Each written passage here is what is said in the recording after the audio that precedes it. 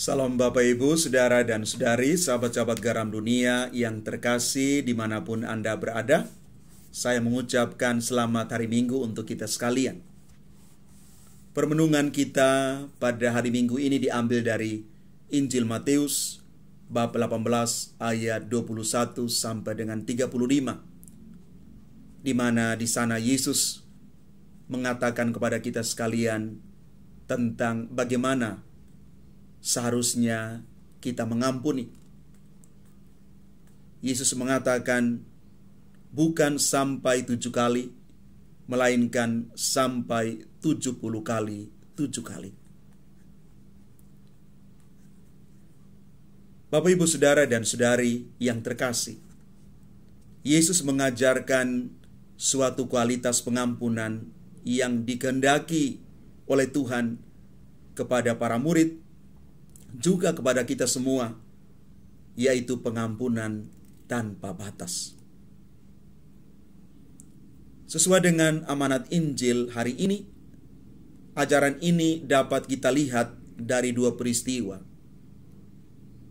Dialog Yesus dengan Petrus dan cerita perumpamaan mengenai kerajaan surga.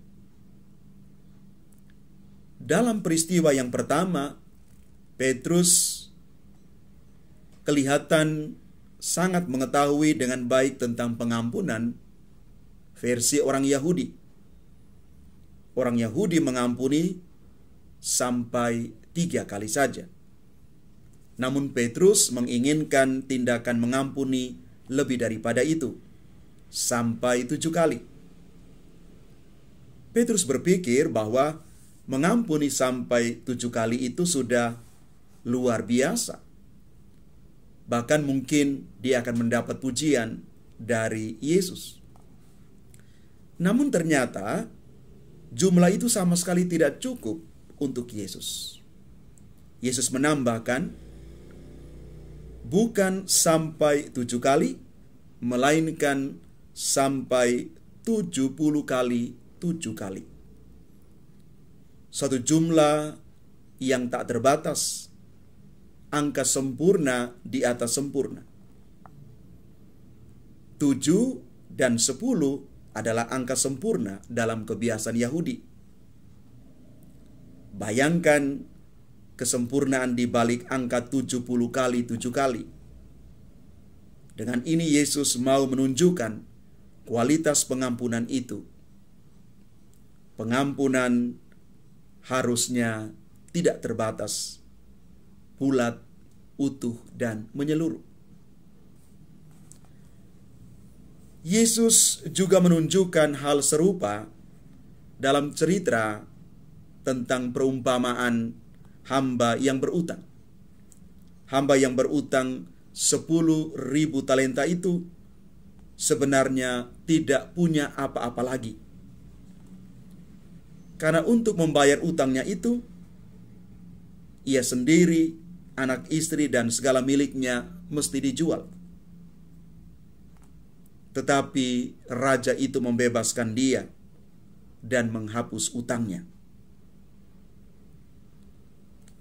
Mari kita melihat sejenak soal berapa besar jumlah utang hamba ini. 10.000 talenta itu setara dengan 60 juta dinar. 1 dinar itu adalah upah kerja sehari untuk seorang buruh atau tukang. Kalau dalam kurs rupiah, 1 hari untuk seorang tukang bangunan tahun 2022 itu sekitar 92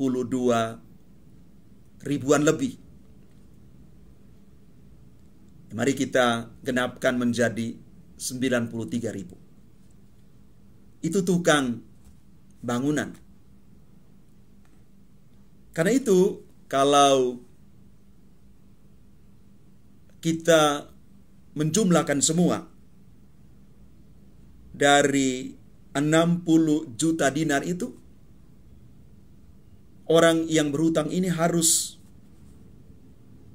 membereskan utangnya sebesar 5,56 triliun. Angka yang sangat besar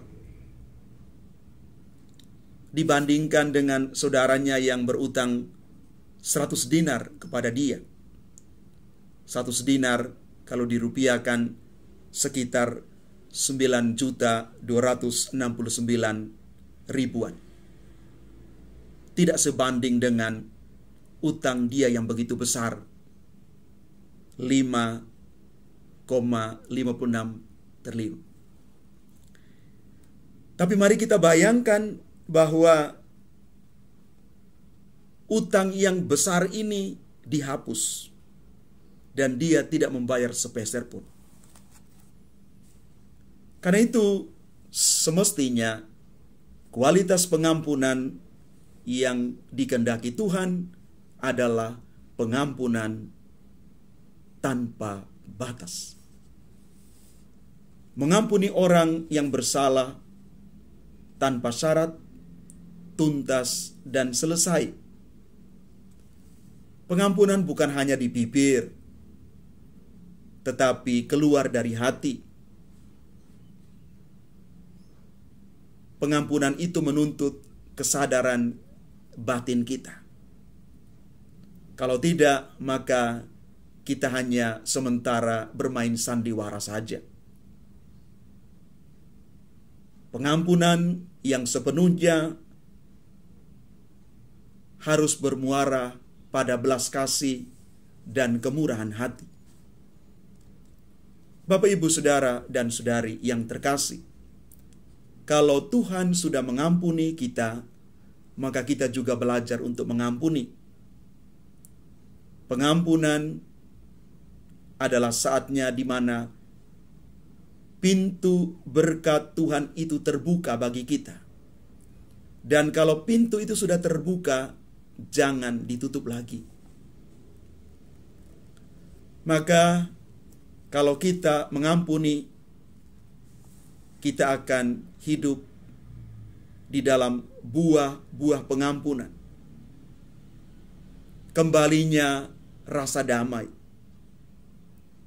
seimbangnya suasana batin, dan kembali utuhnya kepribadian kita. Kita tidak hidup lagi di dalam luka dan kepahitan. Karena itu pengampunan sejatinya akan memberikan kesembuhan dan pemulihan untuk kita sekalian. Mari kita mengampuni karena kita sudah diampuni. Tuhan memberkati kita sekalian. Amin.